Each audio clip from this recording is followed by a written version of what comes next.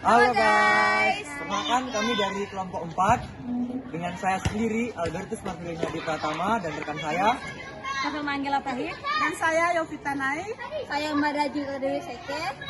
Kami di sini ingin mewawancarai guru-guru di sini dengan bertemakan Peran guru pendidikan agama Katolik dan budi pekerti di sekolah. baiklah, langsung saja tonton video kami ya. Nope. Bye-bye.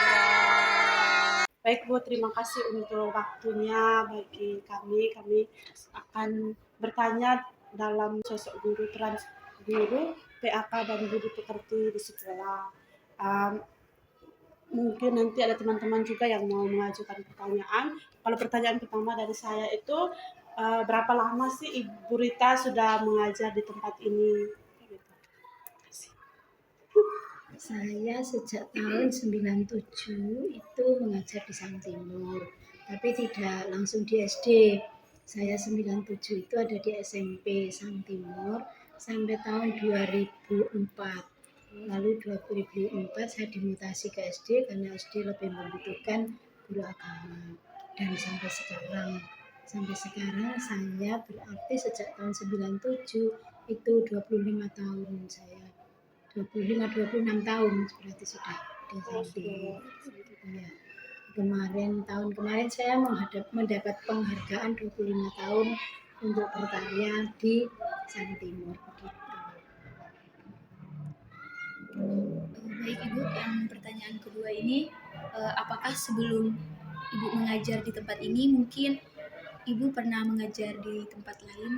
Ya, saya pernah dulu ketika lulus itu saya kan aslinya dari Jawa Timur, dari Malang. Lalu oleh Bapak Uskup Malang saya diminta untuk pulang meskipun saya bukan ikatan dinas, tetapi Bapak Uskup ingin mengembangkan pendidikan iman anak usia remaja terutama. Lalu saya ditarik ke keuskupan dan diletakkan di Jember waktu itu.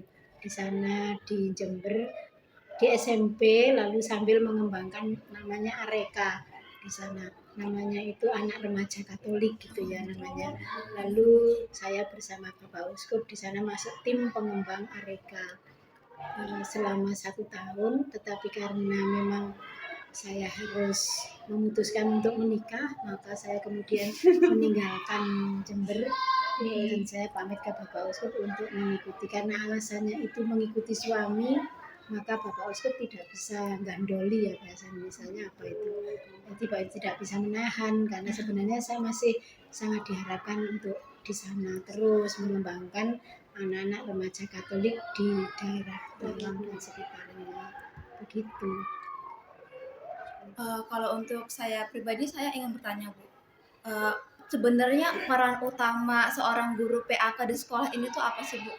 Peran utama ya, kalau saya kok tidak melihat utama atau yang tidak utama begitu ya Mbak. Saya pribadi, saya ketika begitu saya diminta untuk mengajar di Sang Timur, itu saya tidak melihat bahwa peran saya nanti harus ini gitu, tidak.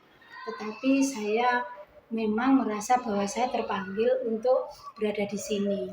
Maka apapun tugas yang diberikan ke saya, asalkan itu tetap saya diberi porsi mengajar agama, yang tugas lain itu saya terima.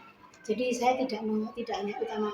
Jadi nanti kalau saya takut secara pribadi, kalau saya mengatakan bahwa tugas saya utama kan mengajar agama, maka nanti saya takutnya saya tidak mau bertanggung jawab di tugas-tugas yang lain. Sehingga ketika saya ditempatkan di Sang Timur, menurut saya ini panggilan saya di sini, ya maka tugas apapun yang diberikan kepada saya terima. Tetapi saya tetap berprinsip bahwa saya punya tugas sebagai seorang guru agama. Gitu.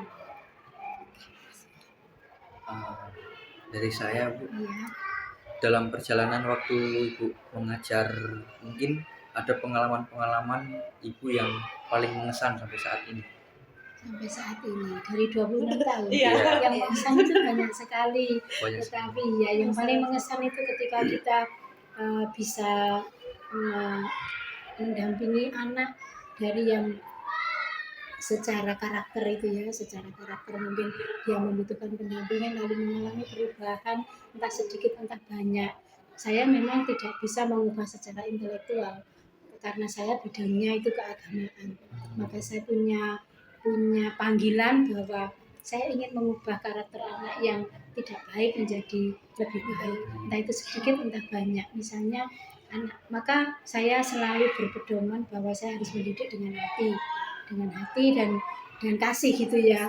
Karena karakter anak terutama dari mulai SMP, saya ketika anak itu dicap oleh guru-guru yang lain, dia anak nakal, anak bandel, anak malas, anak lolosan dan sebagainya, saya tidak pernah memegang cap itu.